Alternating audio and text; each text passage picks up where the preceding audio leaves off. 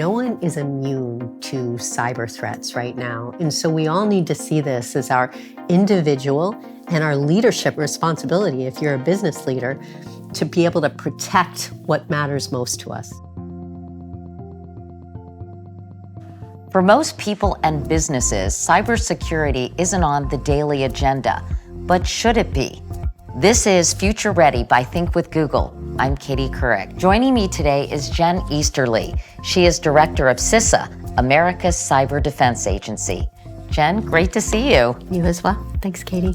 I think people hear the word cybersecurity, honestly, and they think it's so wonky, their eyes glaze over. I know. They don't really get it. But can you explain it to the average person why cybersecurity is important, who the bad actors can be, and what exactly we're trying to protect? Cybersecurity is essentially the networks, the systems, and the data that we rely upon every minute of every hour of every day.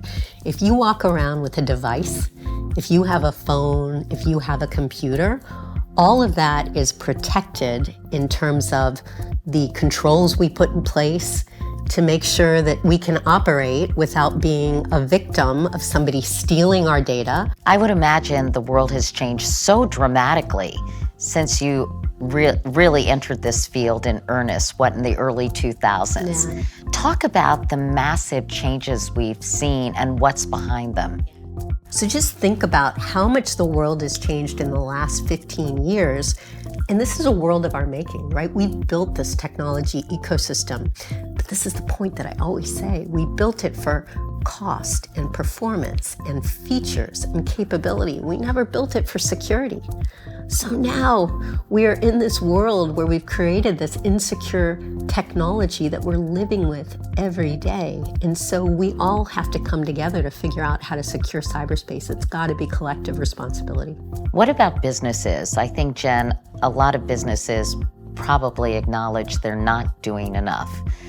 Yeah. What would you advise businesses, small and large, to do when it comes to investing in infrastructure that will protect their assets and keep them safe? If you're a big corporation, your intellectual property really matters to you, right? You spend a lot of money developing that, and your customers and your clients actually rely on you to keep your data safe. And this is what I think all businesses in America need to realize, is that cyber risk can't be delegated. It's not the job of that IT team over there. Cyber risk is really the purview of CEOs and boards and business leaders, because ultimately it is business risk, it's reputational risk. And if you're a critical infrastructure company, it's national security risk. It's risk to our economic security or our public health and safety.